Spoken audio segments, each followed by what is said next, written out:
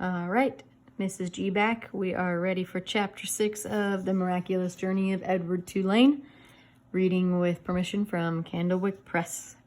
Chapter 6 and Chapter 5, Edward had been thrown overboard on accident. How does a China rabbit die?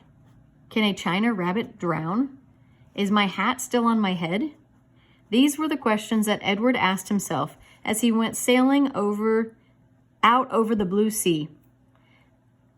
The sun was high in the sky, and from what seemed to be a very long way away, Edward heard Abilene call his name. "Edward!" she shouted. "Come back!" Come back? Of all the ridiculous things to shout, thought Edward.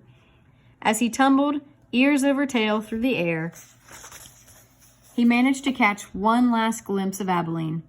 She was standing on the deck of the ship, holding onto the railing with one hand, and in her other hand was a lamp. No, it was a ball of fire. No, Edward realized, it was his gold pocket watch that Abilene held in her hand. She was holding it up high, and it was reflecting the light of the sun.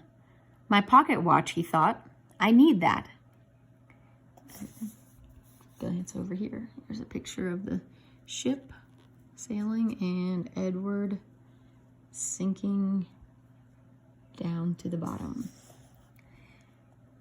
And then Abilene disappeared from view, and the rabbit hit the water with such tremendous force that his hat blew off his head.